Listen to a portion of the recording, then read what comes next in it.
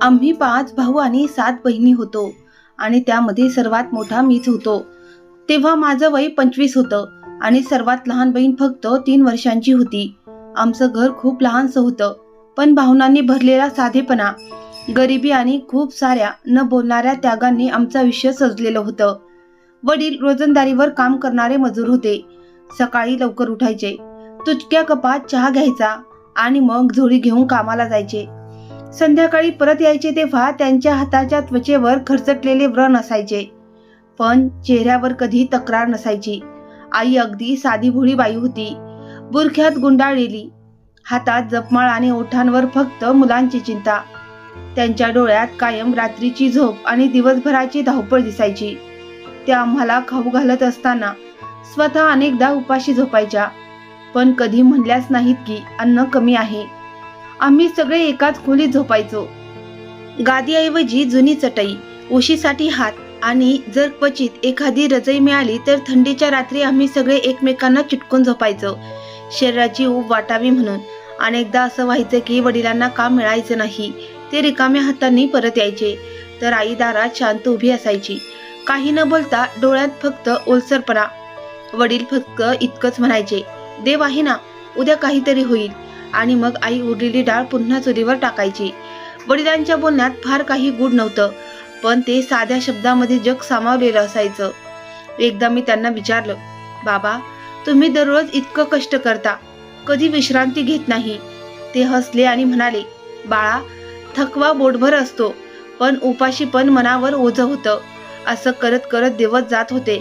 प्रत्येक सकाळ नवीन आशा घेऊन यायची आणि प्रत्येक संध्याकाळ एक नवीन कमतरता. पण आम्हाला त्याचं काही फारसं वाटत नव्हतं, कारण सगळे एकमेकांच्या दुःखात भागीदार होतो. माझे छोटे भाऊ शाळेतून परतल्यावर नेहमी विचारायचे, दादा, आपण मोठे होऊन काय होणार? मी हसत म्हणायचो, अरे आधी हे तरी ठरवा, तुमच्यात मोठा कोण आहे? ते सगळे आपसात भांडायला लागायचे आणि आई म्हणायची, माझी सगळी मुलं राजकुमार आहेत, फक्त मुकुट नाहीये. आमचा सगळ्यात मोठा आधार आमच्या आईच्या प्रार्थना होत्या. पण मी जाणून होतो की त्यांच्या मनात एका चांगल्या घराचीही इच्छा होती. आजही मला आईचे ते शांत डोळे आठवतात, जेव्हा त्या शेजाऱ्यांचं नवीन घर पाहायच्या आणि लगेच नजर वळवायच्या. आमच्या मोहल्ल्यातले काही लोक आम्हाला तुच्छतेने पाहायचे, पण आम्हाला आमच्या जगण्यावर कधी लाज वाटली नाही. आमच्या गावचा आम्हाला अभिमान होता. प्रत्येक महिन्याच्या शेवटी जेव्हा धान्य कमी व्हायला लागायचं, तेव्हा मी आणि माझा भाऊ काम शोधायला बाहेर पडायचो. कधी मजुरी, कधी मोचीचं काम, तर कधी एखाद्या दुकानात पोती उचलण्याचं. इतकं तरी मिळायचं की चूल पेटावी.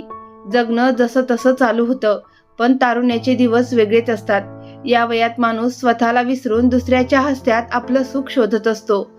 अशाच दिवसात आमच्या मोहल्ल्यात एक नवीन भाडेकरू आले. त्यांच्यासोबत त्यांची मुलगी अपर्णाही आली होती. ती माझ्याच वयाची होती. गहुवर्ण, नाजूक नाक आणि आवाज जणू कोकिळेचा स्वर. ती मोहल्ल्यातल्या त्या मुलींपैकी नव्हती जी उंच आवाजात बोलतात किंवा गल्ली गल्लीत हसत खिदळत फिरतात. ती फक्त शांतपणे यायची, पीठ किंवा डाळ घ्यायला आणि निघून जायची. पण तिथे ते शांत राहणं मला काहीतरी बोलायला भाग पाडायचं. आमचा पहिला सामना दुकानात झाला. मी आईच्या सामानाच्या यादीसह आलो होतो आणि ती आधीच तिथं पोहोचली होती. दुकानदाराने विचारलं, कोणाला आधी देऊ? अपर्णा थोडीशी वाकून म्हणाली, पहिल्यांदा दादाला देऊन टाका. मी आश्चर्यचकित होऊन तिच्याकडे पाहिलं आणि तिने नजर चुकवली. त्या एका वाक्याने मनात एक जागा निर्माण केली होती. दुसऱ्या दिवशी मी पुन्हा दुकानात गेलो. गरज नव्हती, पण मनाने काहीसं कारण शोधून तिथं नेलं. असेच लहान सहान कारणांनी आम्ही एकमेकांकडे पाहत राहिलो, हलकसं हसलो आणि हळूहळू बोलायला लागलो. एक दिवस अपर्णाने विचारलं, तुम्ही रोज दुकानात येता, एवढं लवकर सगळं संपतं का तुमच्याकडे? मी हसून म्हणालो, नाही, खरं म्हणजे दुकानाच्या काकांवर खूप प्रेम जडलंय. ती हसली. तिचं हसणं ऐकून जणू माझ्या हृदयाची धडधड थांबली. एकदा योगायोगाने आम्ही दोघं मंदिराच्या मागच्या बागेत भेटलो. ती जागा बहुतेक वेळा सुनसान असायची. आम्ही थोडा वेळ बसलो, गप्पा मारल्या. मी म्हणालो, अपर्णा, असं वाटतं की तुझ्या वाचून काहीच पूर्ण वाटत नाही. अपर्णा हळूच म्हणाली, मलाही तसंच वाटतं, पण आता आपण काही करू शकत नाही. तुला माहिती आहे ना, आम्हा दोघांनाही माहीत होतं की जोपर्यंत माझं काही स्थिर होत नाही तोपर्यंत आमचं काही होणं शक्यच नव्हतं. मी इंटरमिजिएट झालो होतो आणि त्यानंतर नोकरीच्या शोधात फिरत होतो. वेगवेगळ्या ऑफिसमध्ये फॉर्म भरत होतो. रात्री वर्कशॉप किंवा जुनी पुस्तकं विकून थोडे पैसे कमवत होतो. पण नोकरी जणू माझ्यावर रुसली होती. त्याच दरम्यान मोहल्ल्यातले काही लोक अपर्णाच्या घरी तिच्यासाठी स्थळ घेऊन यायला लागले. अपर्णाने मला सांगितलं, आई बाबा म्हणतात की आता माझ्या लग्नाचा वेळ झाला आहे. मी गप्प झालो. आता बोलण्यासारखं काहीच उरलं नव्हतं. मी तर आधीच माझ्या बेरोजगारी पुढे हार मानली होती. मी एका जुन्या मित्रासोबत फोटोग्राफीची छोटी मोठी नोकरी करण्याचा प्रयत्न केला. पण तिथलं वेतन इतकं कमी होतं की स्वतःचा खर्चही भागत नव्हता. एक दिवस अपर्णाच्या वडिलांची तब्येत खराब झाली. तेव्हा मी औषध घेऊन त्यांच्या घरी गेलो. अपर्णाने दरवाजा उघडला आणि मला पाहताच आत बोलवलं. बाबांची तब्येत आता थोडी ठीक आहे, धन्यवाद, मी म्हणालो. मग मी अपर्णाला म्हणालो, जर मी काही करू शकलो असतं तर तुझ्यासाठी सगळं बदलून टाकलं असतं. ती हळूच म्हणाली, मला माहित आहे आणि मी प्रार्थना करते की तू लवकर काहीतरी करून दाखव, नाहीतर मला मजबुरीने पुन्हा दुसऱ्याशी लग्न करावं लागेल. त्या क्षणी माझ्या हृदयावर जणू एखादा मोठा दगड ठेवला गेला. घरी परत येऊन मी माझे सगळे स्वप्न अलमारीत ठेवून दिले. नोकरी मिळवण्याची तळमळ आणखी वाढली. आता मी दररोज आणखी लवकर बाहेर पडायचो आणि उशिरा परतायचो. ज्या कोणत्याही कामाची संधी मिळाली मी ते करण्यास तयार असायचो. एक दिवस सकाळी मी स्वयंपाकघरात चहा बनवत होतो. तेवढ्यात मागून आईचा किंचाळण्याचा आवाज आला. मिहीर, लवकर ये, बाबांना श्वास घ्यायला त्रास होतोय. आम्ही धावत पळत रुग्णालयात गेलो. पण पोहोचण्याच्या आधीच ते गेले होते. डॉक्टरांनी फक्त एवढं सांगितलं, ते तर काल रात्रीपासून खूप अशक्त झाले होते. वेळेत आणलं असतं तर कदाचित वाचले असते. तो क्षण माझ्या आतून काहीतरी तोडून गेला होता.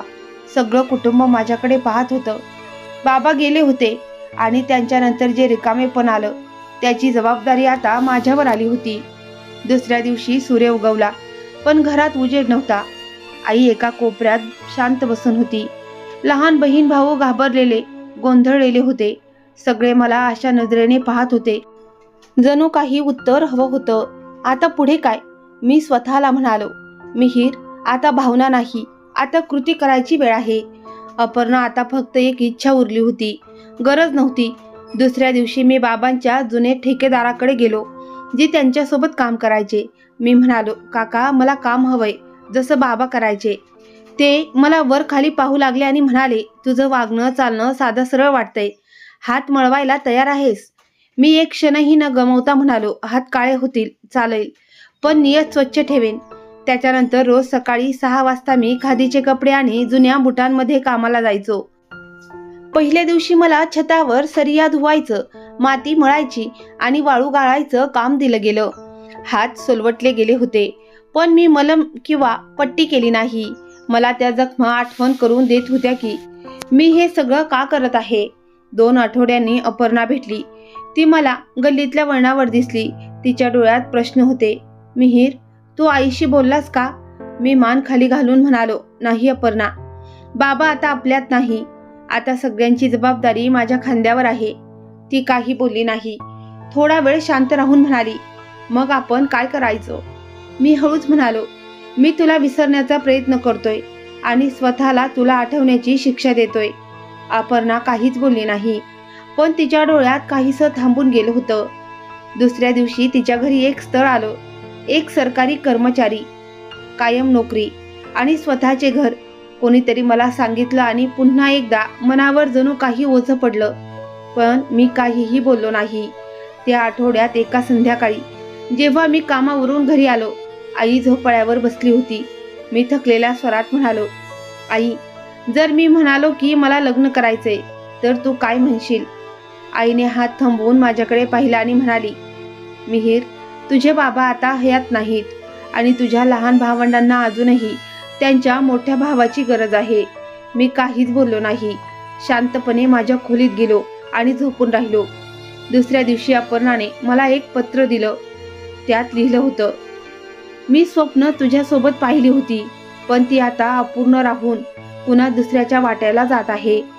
तू तुझ्या जबाबदाऱ्यांना निवडलंस आणि मी माझ्या नशिबाला. माझ्या शुभेच्छा नेहमी तुझ्यासोबत आहे. अपर्णाने दिलेली ती चिठ्ठी मी खिशात ठेवली आणि थेट कामावर निघून गेलो. तो दिवस आधीच्या दिवसापेक्षा अधिक थकवणारा होता, पण मी मनात एक निश्चय केला होता. अपर्णा आता माझा भूतकाळ आहे आणि बाबा नसतानाच त्यांच्या जागी माझं वर्तमान आहे.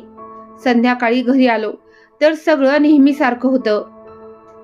आई जेवण बनवत होती, मुलं खेळत होती, पण माझ्या आत मात्र काहीच हलत नव्हतं. मी जेवण न करता सरळ छतावर गेलो. आकाशात ढग जमले होते. कदाचित पाऊस पडणार होता. मी खिशातून ते जुने पत्र बाहेर काढलं. अपर्णाने दिलेलं. त्यावर शाई आता फिकी झाली होती, पण प्रत्येक वाक्य अजूनही माझ्या मनात ताजं होतं. मन म्हणालं, काश एकदा तरी बोललो असतो. पण लगेच स्वतःला थांबवलं. बोलून काय झालं असतं? वेळ तर निघून गेला आहे. दुसऱ्या दिवशी कामावर गेलो तेव्हा डोकं खाली होतं. ठेकेदार म्हणाला, सगळं ठीक आहे ना? मी हसत म्हणालो, झोप कमी झाली आहे बस. संध्याकाळी परतताना एक जुनी सायकल विकत घेतली. तुटलेली सीट, गंजलेला हँडल, पण चालण्यालायक तरी. मनात म्हटलं, आता पायपीट नको, काहीतरी तरी बदलायला हवं. त्या सायकलचं नाव ठेवलं अपर्णा. मन म्हणालं, ती गेली पण आठवण अजूनही आहे. मी कामाचा व्याप वाढवला. दिवसा बांधकाम स्थळी आणि संध्याकाळी दूधवाल्याला मदत करू लागलो. तो विचारायचा, तू एवढा गप्प का असतोस? मी फक्त हसायचो. गप्प राहणं हे सुद्धा एक प्रकारचा आवाज आहे, अंतर्मनातला आवाज. रात्र आता अधिक लांब वाटायची. सगळे झोपायचे आणि मी फक्त जागा असायचो. छतावरचा पंखा फिरायचा आणि मला असं वाटायचं जणू वेळ फिरतोय, पण मी तसाच आहे, न हललेला. एका दिवशी बाजारात अपर्णा तिच्या आईसोबत दिसली. हातात मेहंदीचे डिझाईन होते, चेहऱ्यावर सौम्य लाज. माझं तिच्यावर लक्ष गेलं आणि लगेच वळवलं. ती माझ्याकडे बघत नव्हती किंवा बघून नजर चुकवली, कळलं नाही. अपर्णाचं लग्न झालं. बँड बाजाचा आवाज दूरवर ऐकू येत होता. मी कामावर होतो, पण मन घराजवळ होतं. संध्याकाळी परत येताना मी मुद्दाम त्या गल्लीतून टाळून आलो जिथे तिचं घर होतं. एका चहा टपरीवर बसलो शांत. थोड्या वेळाने एक वृद्ध गृहस्थ जवळ आले आणि म्हणाले, बाळा, जीवन म्हणजे नदीसारखं असतं, वाहू दे. थांबवशील तर पूर येईल. मी हसत उत्तर दिलं, हो बाबाजी, पोहायला शिकतोय. अपर्णानंतर मी स्वतःला वचन दिलं, आता निर्णय मनानं नाही तर शहाणपणानं घेईन.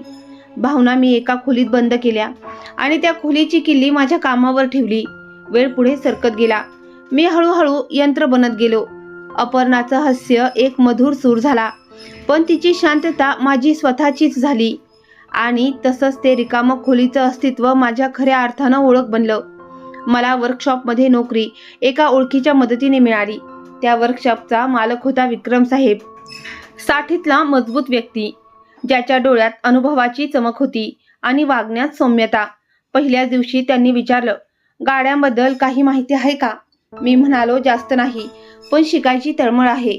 ते हसले आणि म्हणाले, फक्त तळमळ पुरेशी आहे, बाकी काम स्वतः शिकवतं. सुरुवातीला मला टायरमध्ये हवा भरायची, गाड्या धुवायच्या आणि सुटे भाग उचलायचं काम दिलं. मी शांतपणे करत राहिलो. 2 आठवड्यांनी विक्रम साहेब म्हणाले, तू आजवर कुठलीही तक्रार करण्याची संधी दिली नाहीस.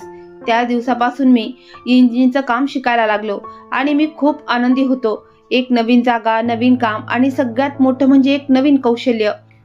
दिवसभर कामाचा एक थकवाच होता, पण मनात एक समाधान होतं की आता मी फक्त मजूर नाही तर शिकणारा माणूस आहे. 2 महिन्यानंतर विक्रम साहेबांनी मला पहिला बोनस दिला, 5,000 रुपये. ते पैसे हातात घेताच मी विचार केला, हे पैसे माझ्या हातून नाही तर माझ्या काबिलियतून आलेत. मी ते पैसे आईला दिले. त्यांच्या डोळ्यात आश्चर्य होतं. मिहीर, हे पैसे कुठून आलेत? मी म्हणालो, मेहनतीची आई. विक्रम साहेब खुश होऊन दिले. त्या दिवशी मी एक रजिस्टर विकत घेतलं. पहिल्या पानावर लिहिलं, हा तो दिवस आहे ज्या दिवशी माझ्या स्वप्नांची पहिली वीट ठेवली गेली. काम करत करत मी मनातल्या मनात परदेशात जाण्याचा विचार करू लागलो होतो. अनेक लोकांना पाहिलं होतं ज्यांच्याकडे परदेशातून पैसे येत होते. त्यांच्या घराची स्थिती सुधारली होती. गल्लीत नव्या गाड्या दिसायला लागल्या होत्या आणि आईच्याही बोलण्यातही कधी कधी ती इच्छा दिसायची, काश माझा एक तरी मुलगा परदेशात असता तर घर लवकर बांधलं गेलं असतं. मी ही गोष्ट कुणाला सांगितली नाही. पण आतून शोध घेण्यास सुरुवात केली. एक दिवस एका जुन्या मित्राची भेट झाली. तो गेल्या वर्षीच दुबईहून परत आला होता. मी त्याला विचारलं, अरे तू तिथं कसा गेलास? त्याने इकडे तिकडे पाहिलं आणि हळू आवाजात म्हणाला, डंकी लावून. मी चकित झालो. डंकी? तो म्हणाला, हो, पद्धत बेकायदेशीर आहे, पण एजंट चांगला असेल तर काम होतं. त्या क्षणी मनात गोंधळ उडाला. मी विचारलं, एखादा तरी एजंट माहीत आहे का?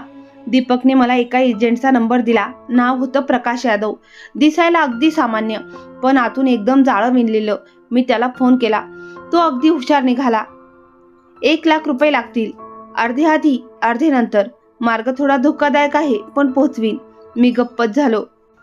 1,00,000 रुपये? माझ्याकडे फक्त 2 महिन्यांचा पगार होता, पण मन म्हणालं, हीच संधी आहे. मी योजना बनवायला सुरुवात केली. रोजचा खर्च अर्धा केला. फक्त डाळ भात आणि कधी कधी तेही वगळायचो. जो बोनस मिळायचा तो बाजूला ठेवायचो. 6 महिन्यात 50,000 जमवले. आता उरलेल्या पैशांची गरज होती. मी एका मित्राकडे उधार मागितले. 2 भावांना परिस्थिती सांगितली. त्यांनी थोडी मदत केली. बाकीची रक्कम विक्रम साहेबांनी दिली.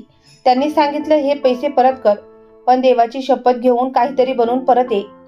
हे तुझ्या नावाचा सन्मान आहे मिहीर. मी त्यांच्या हातात हात ठेवून म्हणालो, ईश्वर तुम्हाला याचं फळ देईल. काही दिवसांनी मी प्रकाश यादवांशी संपर्क केला. त्याने एक जागा सांगितली जिथून आपल्याला रात्रीच्या अंधारात निघायचं होतं.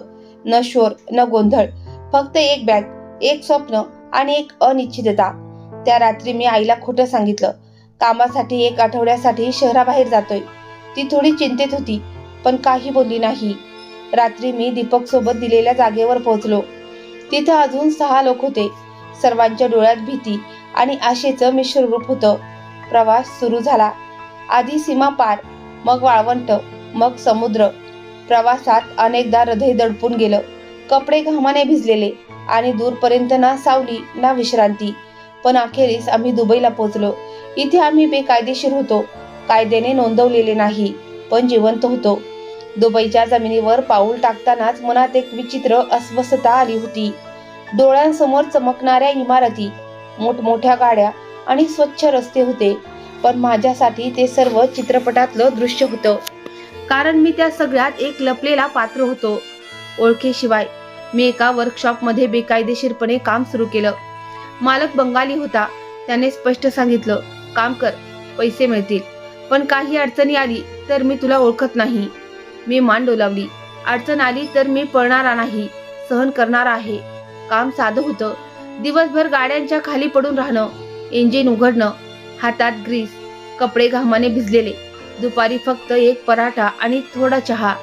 रात्री झोपायला 1 खोली, 4 लोक, 2 पंखे आणि 1 दरवाजा ज्याला कधी कढीही लावली जात नसे. एक दिवस पोलिसांनी छापा टाकला. आम्हाला लगेचच लपावं लागलं. मी वर्कशॉपच्या मागच्या दाराने बाहेर पडलो आणि एका गल्लीत जाऊन एका हातगाडीच्या मागे लपलो. श्वास जोरजोराने चालू होता. हात थरथरत होते. तो क्षण माझ्या आयुष्यातील सगळ्यात मोठी कमजोरी होता, जेव्हा माणूस स्वतःच्या ओळखीपासून घाबरतो. दुसऱ्या दिवशी वर्कशॉप बंद होतं. मालक म्हणाला, काही दिवस गायब हो. मी एका जुन्या मित्राकडे गेलो, जो भारतातून आला होता. नाव होतं रोशन. रोशननं मला आधार दिला. म्हणाला, मिहीर, इथं असंच जगावं लागतं, पण एक गोष्ट लक्षात ठेव, दुबईमध्ये जर कुणाचं मन जिंकलास ना तर नशीब बदलतं. मी विचारलं, कुणाचं मन जिंकू? इथले सगळे आपापल्या फायद्याचेच आहेत. तो हसला. कधी कधी नशीब स्वतःच तुला कुणाच्या वाटेवर नेतं. एका आठवड्यानंतर एक अनोळखी नंबरवरून कॉल आला. पलीकडून एक स्थानिक भारतीय माणूस होता. त्यानं तुटकं फुटकं हिंदीत विचारलं, तू मिहीर हो?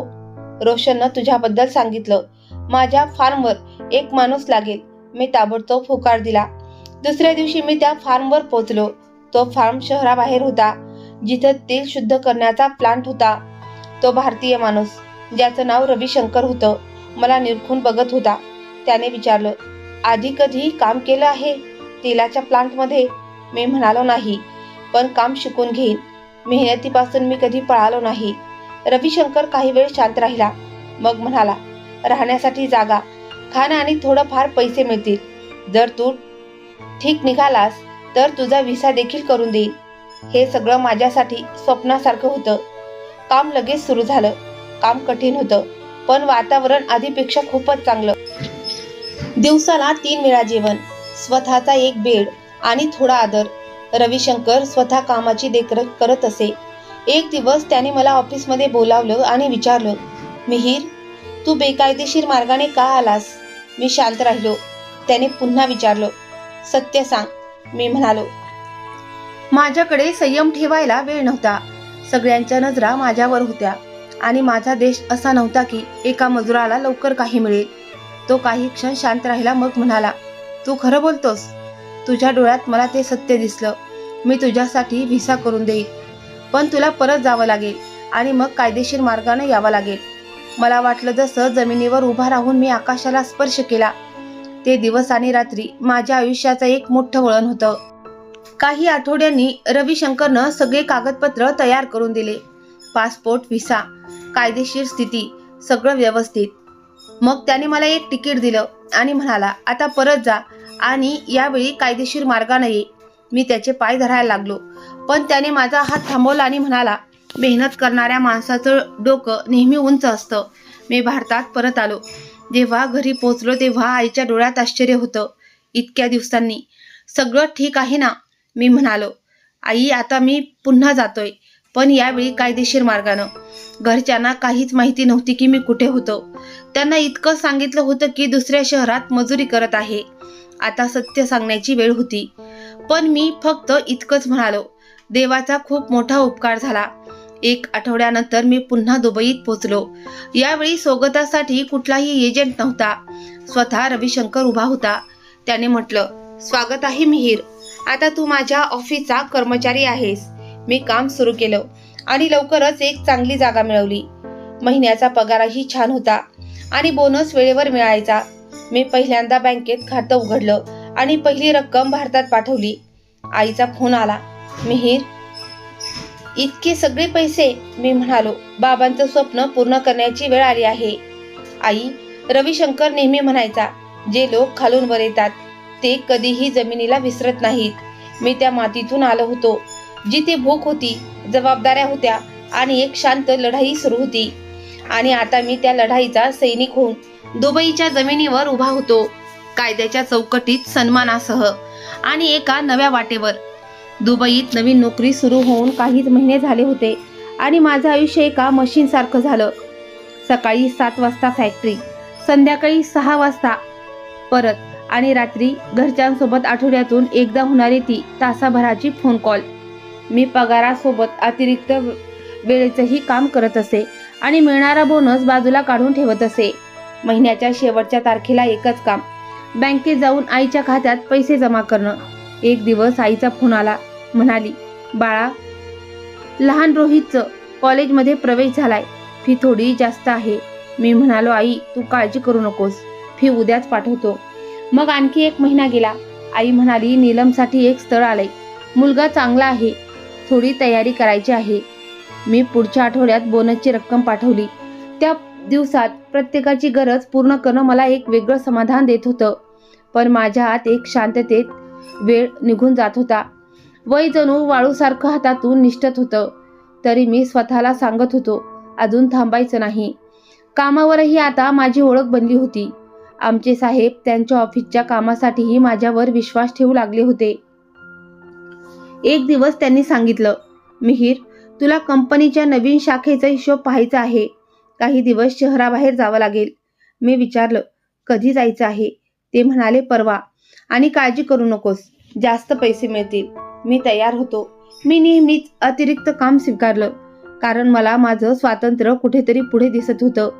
आज नाही. इकडे हिंदुस्थानात वेळ झपाट्याने बदलत होता. एकामागून एक बहीण भाऊ लग्नाच्या गाठी बांधत होते. आईचा आवाजही आता पूर्वीसारखा नव्हता, ना कठोर ना मृदू, फक्त एक सवय झालेली रुजलेली भाषा. एक दिवस फोनवर मी विचारलं, आई, सगळे आपापल्या आयुष्यात रमले, कधी माझ्याबद्दल विचार केलास?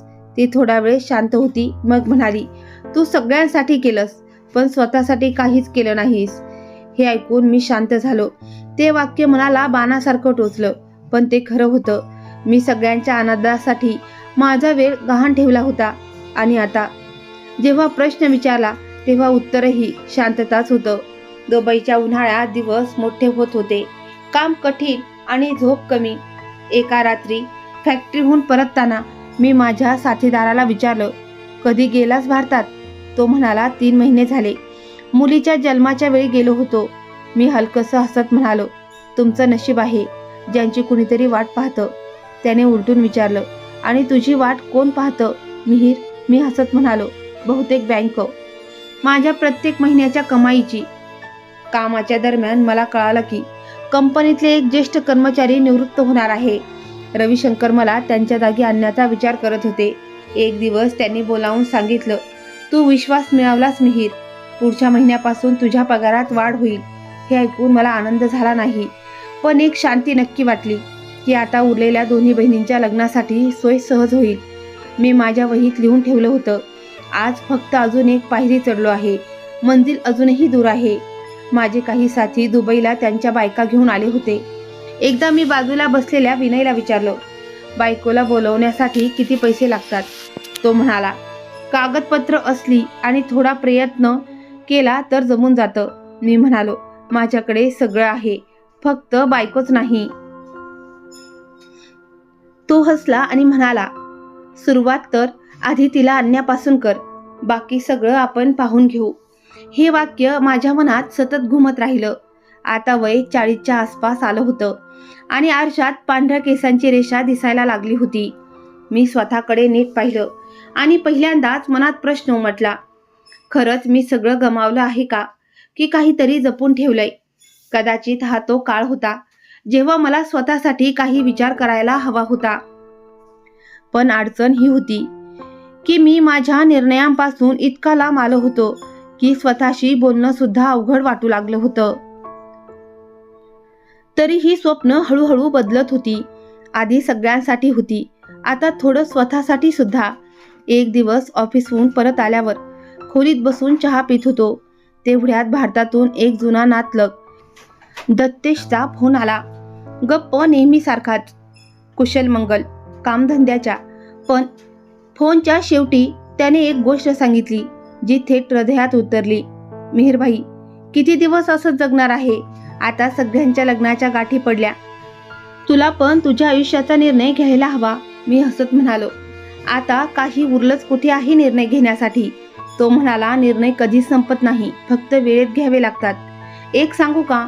वाईट वाटून घेऊ नकोस, बोल ना, आता काय लपवायचंय? एक मुलगी आहे, नाव साक्षी, माझ्या सासरकडली, अनाथ आहे.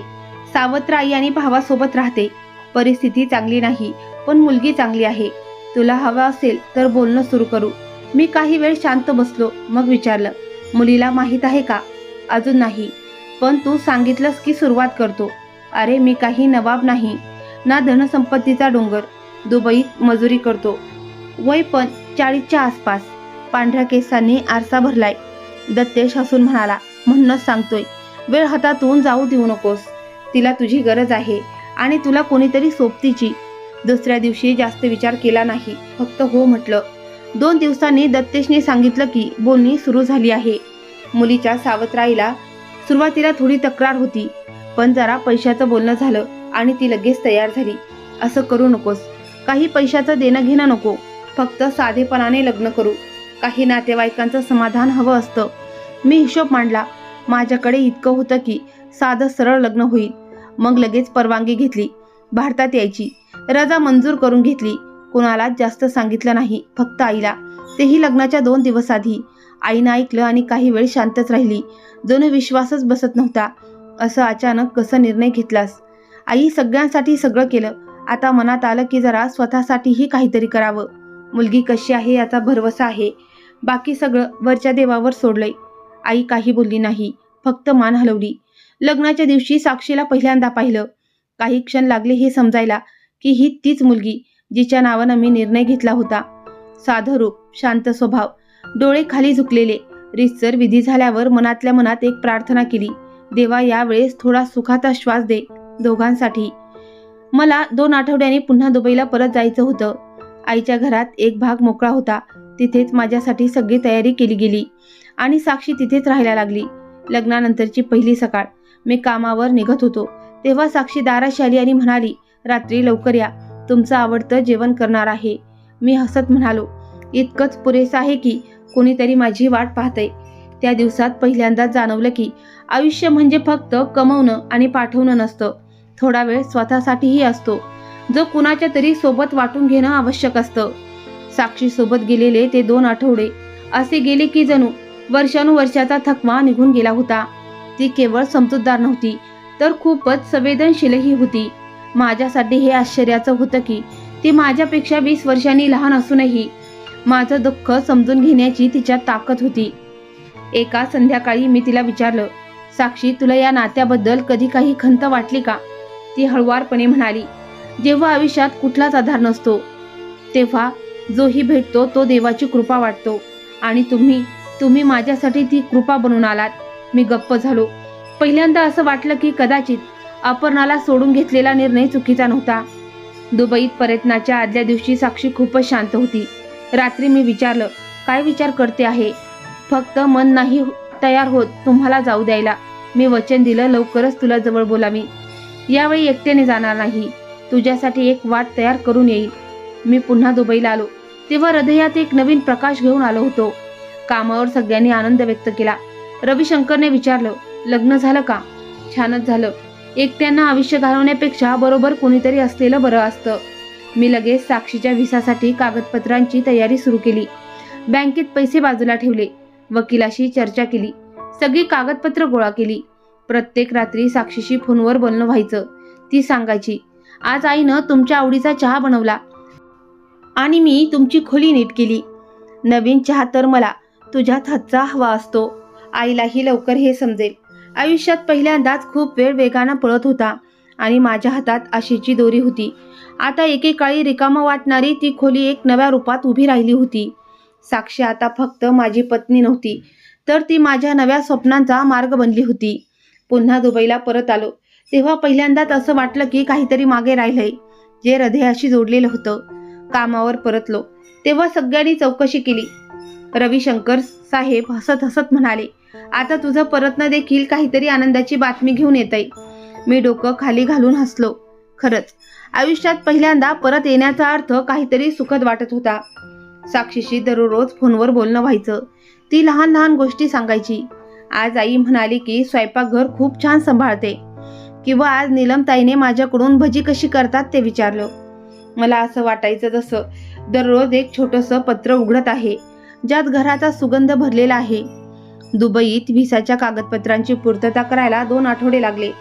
प्रत्येक कागदावर स्वाक्षरी करताना माझ्या मनात फक्त एकच विचार यायचा, लवकर साक्षी इथे येईल आणि माझी ही खोली फक्त खोली राहणार नाही, घर होईल. एका संध्याकाळी कामावून परत आलो आणि अंथरुणावर पडून होतो तेव्हा आईचा फोन आला. आवाज फारच मंद होता. मिहीर, तुला एक गोष्ट सांगायची आहे. मी पटकन उठून बसलो. सगळं ठीक आहे ना? आई म्हणाली, बाळ, साक्षी घरी नाहीये. मी लगेच विचारलं, कुठे गेली? सकाळी बाजारात गेली होती, अजून परत आलेली नाही. संध्याकाळपर्यंत वाट पाहिली. ओळखीच्यांनाही विचारलं, पण कुठेच काही पत्ता लागला नाही. माझ्या हातून फोन पडला. डोळ्यांपुढे अंधार आला. खोलीत असलेल्या विनयने विचारलं, काय झालं मिहीर? मी फोन उचलून कानाला लावला आणि हळूच म्हणालो, आई, पोलिसांना सांगितलं का? हो, पोलीस स्टेशनला गेले होते. तक्रार लिहून घेतली आहे. पण ते फक्त एवढेच म्हणाले की मुलगी स्वतःहून गेली असेल. मला काहीच कळेनासं झालं होतं. साक्षी, जी 2 महिने दररोज माझ्याशी बोलायची, अचानक कुठे जाऊ शकते? दुसऱ्या दिवशी सुट्टी घेतली. काही करण्याची इच्छाच नव्हती. ऑफिसमध्ये रविशंकर म्हणाले, आज तुझा चेहरा खूप उतरलेला दिसतोय. सगळं ठीक आहे का? मी थोडा संकोच करत म्हणालो, माझी बायको घरातून गायब झाली आहे. ते शांत झाले. मग म्हणाले, तुला वाटत असेल तर लगेच भारतात जाऊ शकतोस.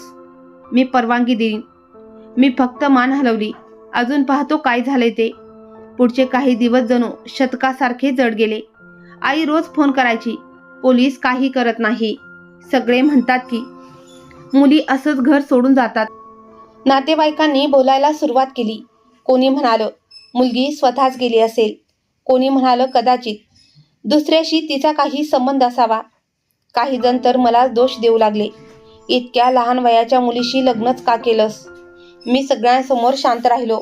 काही उत्तर देण्याची इच्छाच नव्हती. एका दिवशी मी तिच्या सावत्र भावाला फोन केला. तो उपहासाने म्हणाला, आम्हाला काय माहिती, तू लग्न केलंस, घेऊन गेलास, आता तुझं काम आहे शोधायचं. फोन बंद करून मी भिंतीकडे बघत शांत बसून राहिलो. मग ती फाईल उघडली ज्यात व्हिसाचे कागद होते. त्यावर लिहिलं होतं साक्षी, व्हिसा अर्ज. एका दिवशी दत्तेशचा फोन आला. मिहीर भाऊ, मला खूप वाईट वाटतं. असं होईल असं वाटलंच नव्हतं. मी फक्त एवढंच बोललो, कधी कधी चांगल्या गोष्टीचं चीज उशिरा मिळतं, पण फार जड वाटतं. पुढचा 1 महिना मी एकदम शांत राहिलो. न कुणाला फोन केला, न कुणाचं उत्तर दिलं. कामावरही फक्त गरजेपुरताच बोलायचो. रविशंकर सरांनी बोलावलं. मिहीर, तुला थोड्या वेळाची गरज आहे, जा सुट्टी घे. मी म्हणालो, सुट्टी घेतली तरी जे तुटून गेले ते परत येत नाही. 2 महिन्यानंतर एक दिवस आई म्हणाली, मिहीर, कदाचित आता आपल्याला साक्षीला विसरायला हवं. मी म्हणालो, ज्याला मनापासून आपलं मानलं होतं त्याला विसरणं सोपं नसतं आई, पण मी प्रयत्न करीन. त्यानंतर मी खोलीच्या भिंतीवर लटकत असलेला साक्षीचा दुपट्टा खाली उतरवला आणि पेटीत ठेवून दिला. तो आता एक आठवण बनला होता, एक फसवणूक, एक अपुरी आशा. साक्षी गेल्यानंतर 2 वर्ष उलटून गेली होती. वेळ पुढे सरकत होता, पण मनातलं रिकामं पण तसंच होतं. दुबईतली जीवनशैली आता नेहमीसारखी झाली होती. काम, खोली, चहा, बँकेकडून पैसे ट्रान्सफर आणि संध्याकाळचे एकटेपण. पण आता मन कठीण होत चाललं होतं. प्रत्येक गोष्टीचं गणित, मेहनतीचं ओझं आणि प्रत्येक नात्याचं विश्लेषण हे सवयीचं झालं होतं. एक दिवस फॅक्टरीत एक कामगार म्हणाला, मिहीर भाऊ, कधी काशी जाण्याचा विचार केला आहे का? मी आश्चर्याने पाहिलं. नाही रे, कधीच नाही. तो म्हणाला, आम्ही आज पंडितजींसोबत काशीला चाललो आहोत. तुमच्यासारख्या मेहनती माणसाने तिथे एकदा तरी जायला हवं. मी संध्याकाळी माझ्या ऑफिसमधील मालक रविशंकर साहेबांशी बोललो. ते म्हणाले, नक्की जा, माझ्याकडून सगळा खर्च, फक्त नियत शुद्ध असली पाहिजे. काही दिवसांनी मी रवाना झालो. वाराणसी स्टेशन पासून काशी विश्वनाथ मंदिरापर्यंतचा प्रवास एका वेगळ्या शांततेत गेला. रस्त्यावर घंटांचा मंद झंकार होती, मनात गोंधळ. मंदिराच्या पायऱ्या चढताना प्रत्येक पाऊल जणू ओझं हलकं करत होतं. जेव्हा मी गर्भगृहात पोहोचलो आणि शिवलिंगाचे दर्शन घेतले तेव्हा डोळ्यातून आपोआप अश्रू वाहू लागले. काही मागितलं नाही, फक्त हात जोडले आणि आभार मानले.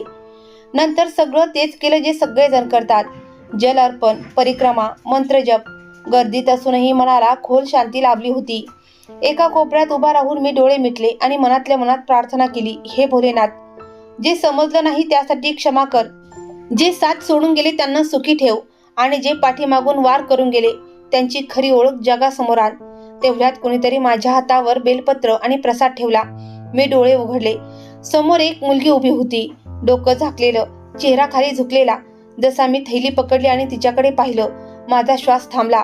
एक आवाज आला, मिहीर. तिनं डोळे वर केले. तेच डोळे, तीच हलकी आश्चर्यचकित नजर आणि तेच शांत गप्प चेहरा. मी क्षणभर स्तब्ध झालो. मी हळूच विचारलं, ही तू आहेस? तिनं हलकीच मान हलवली. तेवढ्यात तिच्या हातून थैली खाली पडली आणि ती रडायला लागली. आम्ही दोघं तिथेच उभे होतो, हजारो लोकांच्या मध्ये, पण आमच्यासाठी सगळं थांबलेलं होतं. मी तिला लगेच माझ्या हॉटेलच्या खोलीत बोलावलं. आम्ही समोरासमोर बसलो आणि ती अजूनही रडत होती. मी तिला पाणी दिलं आणि हळूच विचारलं, साक्षी, हे सगळं काय आहे? कुठे गेली होतीस तू? तिने डोळे पुसले आणि सांगू लागली, मी स्वतःहून नाही गेले, मला जबरदस्तीनं नेलं गेलं होतं. तुमच्या जाण्यानंतर काही दिवसांनी आईनं मला भाजी आणायला पाठवलं. परत येताना एका एकट्या गल्लीत 2 माणसांनी मला जबरदस्ती गाडीत ओढून घेतलं. डोळ्यावर पट्टी, तोंडावर हात. काही तासानंतर जेव्हा मी शुद्धीवर आले तेव्हा मी एका अपरिचित घरात होते. तिथे अजूनही अनेक मुली होत्या, सगळ्या घाबरलेल्या आणि गप्प. आम्हाला तिथे 1 आठवडा कैदेत ठेवलं. मग समुद्रमार्गे आम्हाला गुजरातला नेलं आणि तिथून मुंबईला. मी स्तब्ध होऊन सगळं ऐकत होतो. साक्षी सांगत राहिली, मुंबईत एका दलालाकडे आम्हाला सोपवलं गेलं. त्याने आम्हाला नोकरावण्या म्हणून वेगवेगळ्या घरात पाठवलं. माझं नशीब बरं होतं की मला कुठलाही वाईट माणूस मिळाला नाही, पण जीवन म्हणजे एक कैद झाली होती. दिवसभर काम आणि संध्याकाळी एकटेपणा. मग एक दिवस एक श्रीमंत व्यापारी दिल्लीहून मुंबईला आला. त्यानं मला विकत घेतलं. मी आश्चर्याने विचारलं, विकत घेतलं? ती म्हणाली, हो. त्याच्याकडे आधीच 3 नोकराण्या होत्या. त्यानं मला त्याच्या मुलीची आया म्हणून ठेवलं. एक दिवस मी त्याला म्हटलं, मला काशीला जायचं आहे. त्याने परवानगी दिली आणि मला काशीला आणलं. इथे मी मंदिरात काम करते. यात्रेकरूंना फळ, पाणी आणि प्रसादाच्या पिशव्या देते. मी विचारलं, आणि तुला कधी पळून जाण्याची संधी मिळाली नाही का? आम्ही दोघं काही क्षण शांत राहिलो. मग मी म्हटलं, आता मी तुला असं एकटं सोडू शकत नाही. जे काही झालं असेल तरी मी तुला परत घेऊन जाईन. साक्षीने मान खाली घातली. ते सोपं नाहीये मिहीर. तो माणूस मला सहजपणे जाऊ देणार नाही. त्याने पैसे दिलेत आणि कागदपत्र पण त्याच्याकडे आहेत. मी म्हणालो, मी तुझ्यासाठी माझं प्राणपणाला लावेन. यावेळी तू एकटी नाहीस. त्याच रात्री मी रविशंकर साहेबांना सगळं सांगितलं. त्यांनी सगळं लक्षपूर्वक ऐकलं आणि म्हणाले, मी त्या माणसाशी बोलतो. हिंदुस्थानात माझे काही ओळखीचे आहेत. कदाचित काही मार्ग निघेल. 3 दिवसांनी आम्ही त्या व्यापाऱ्याच्या राजवाड्यासारख्या घरात पोहोचलो. तो कठोर आवाजात बोलला, ही माझी नोकराणी आहे. जरी ही तुझी बायको असेल तरी हिचं इथलं काही नाही. हिचे सर्व कागद माझ्याकडे आहेत. रविशंकर साहेब सौम्यपणे म्हणाले, आम्ही हिला विकत घेण्यास तयार आहोत. तुला जितके पैसे हवेत घे, फक्त ही मुलगी परत दे. काही तास चर्चा चालू राहिली. अखेरीस तो 10 लाख रुपयांवर तयार झाला. मी क्षणाचाही विलंब न करता पैसे दिले. जेव्हा साक्षीला त्या खोलीतून बाहेर आणलं गेलं, तिच्या डोळ्यात त्या जुन्या आश्चर्याबरोबर यावेळी एक शांतता होती. परत जाताना आम्ही काशीमध्ये एक रात्र थांबलो. मी तिला म्हटलं, साक्षी, आता आपण नव्याने आयुष्य सुरू करू. जे हरवलं आहे ते परत मिळवू आणि जे मिळालं आहे ते पुन्हा गमू देणार नाही. ती शांतपणे माझ्यासोबत चालत राहिली आणि आम्ही काशीला पाठ दाखवून नव्या आयुष्याच्या दिशेने वाटचाल सुरू केली. जेव्हा मी साक्षीला घेऊन घरी पोहोचलो तेव्हा आईची तब्येत पूर्वीपेक्षा खूपच अशक्त वाटत होती. घरातलं वातावरणही उदास होतं. जणू सगळं काही बोलून झालंय.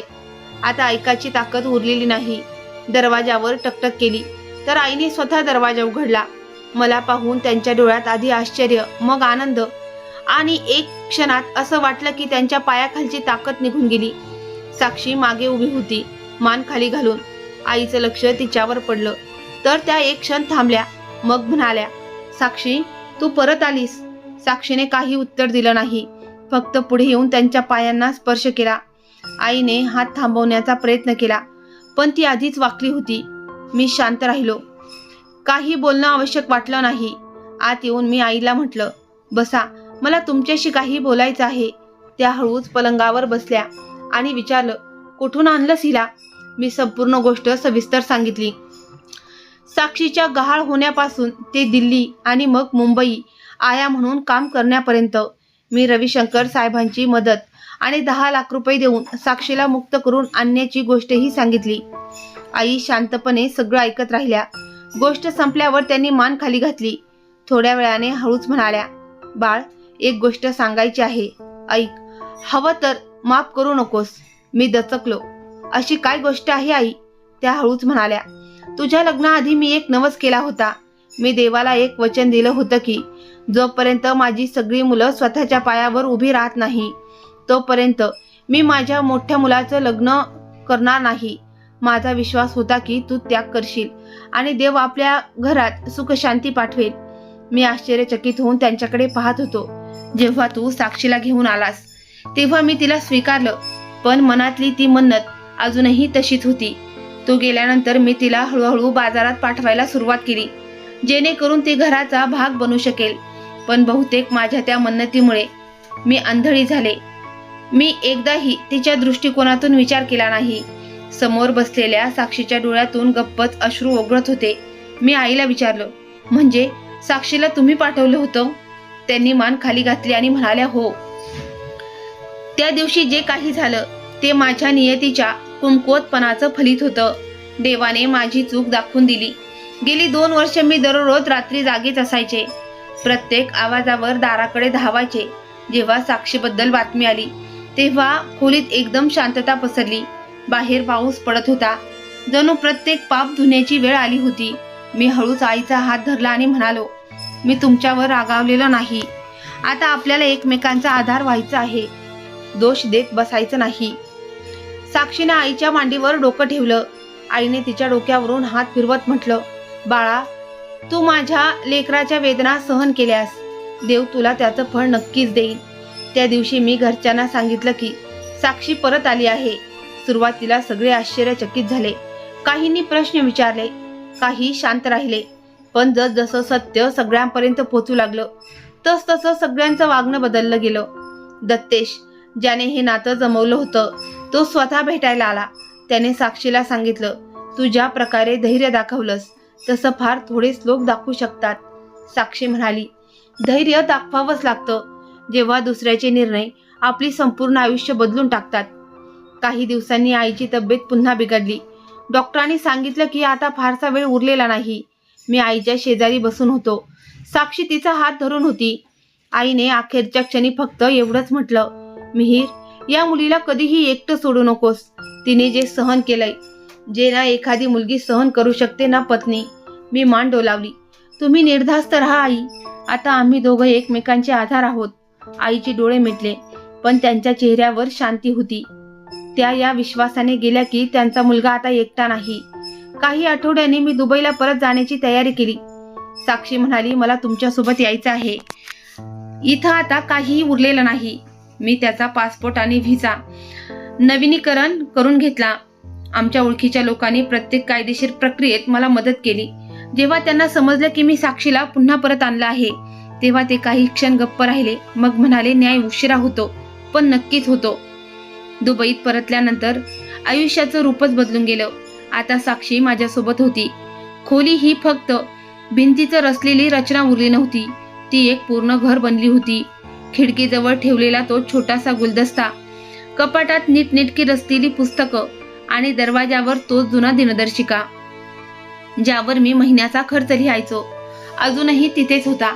मात्र आता त्या हिशोबाचं केंद्रबिंदू कुटुंब न राहता आमच्या छोट्याशा विश्वाकडे वळलं होतं. पहिलं वर्ष झपाट्याने गेलं. साक्षीने फॅक्टरी जवळच्या एका शाळेत अर्धवेळ शिक्षिका म्हणून काम सुरू केलं. ती सकाळी मला ऑफिसला पाठवत असे आणि दुपारी मुलांना शिकवायला जाई. संध्याकाळी मी घरी परतल्यावर तिचं हसतमुख माझं स्वागत करायचं. तिने माझ्यासाठी ठेवलेली ती चहाची प्याली असायची, जी मी कधी एकटीने प्यालो. नंतर देवाने आम्हाला 2 मुलं दिली, यश आणि दीप. जेव्हा पहिलं मूल झालं तेव्हा मनात काहीसं अनोखं भावनांचं मिश्रण होतं. रुग्णालयाच्या पांढऱ्या भिंतींना टेकून मी विचार करत होतो, कदाचित आता मी पूर्ण झालो आहे. साक्षीने बाळाला हातात देत म्हटलं, मिहीर, ही त्या आयुष्याची ओळख आहे जी तू आम्हाला दिलीस. दुसऱ्या बाळाच्या जन्माच्या वेळी मी दुबई बाहेर एका प्रकल्पावर होतो. जशी बातमी मिळाली, मी 2 दिवसाची सुट्टी घेतली आणि धावत रुग्णालयात पोहोचलो. दीपच्या डोळ्यात साक्षीची झलक होती आणि कपाळ मात्र माझं होतं. मुलांसोबत वेळ कसा उडून गेला कळलंच नाही. गुरुदास, जो पूर्वी माझ्यासोबत काम करत असे, आता माझ्या अधीन काम करत होता. एकदा तो म्हणाला, मिहीर भाऊ, तुमचं आयुष्य आता खरंच पूर्ण झालंय. मी हसत म्हणालो, आता फक्त पूर्ण नाही, जबाबदारीही झालं आहे. यश आणि दीप आता शाळेत जाऊ लागले होते. साक्षी आता दिवसभर मुलांमध्ये गुंतलेली असे. कधी कधी ती मला फोटो पाठवत असे, पाहिलंस का, आज यशने पहिलं अक्षर लिहिलं, किंवा दीपने स्वतःहून पाणी मागितलं. वेळ असाच पुढे जात राहिला आणि मी आता 85च्या उंबरठ्यावर आलो होतो. केसामध्ये पांढरेपणा दिसू लागला होता. डोळ्यांना चष्मा लागला होता. शरीर थकत होतं, पण मन मात्र अजूनही फाईल्स, बैठका आणि तांत्रिक अहवालामध्ये गुंतलेलं होतं. एका रात्री सगळे झोपले होते आणि मी गच्चीवर बसून आकाशाकडे पाहत होतो. वाटलं, आता सर्व काही आहे, पण एक गोष्ट अजूनही अपुरी आहे.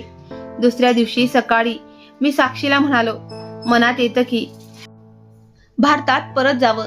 तिने विचारलं, तुम्ही ही गोष्ट पहिल्यांदाच म्हणताय, काही खास कारण आहे का? मी म्हणालो, नाही, फक्त असं वाटतं की आता मुळाकडे परत जाण्याची वेळ आली आहे. साक्षी काही वेळ शांत राहिली, मग हळूच म्हणाली, तर मग मुलांशी बोलून घ्या. मी मान डोलावली. यश त्यावेळी विद्यापीठाच्या अंतिम वर्षात होता आणि दीप इंटरमिजिएट करत होता. दोघंही आधुनिक विचारांचे होते, पण आई वडिलांप्रती आदर ठेवणारे होते.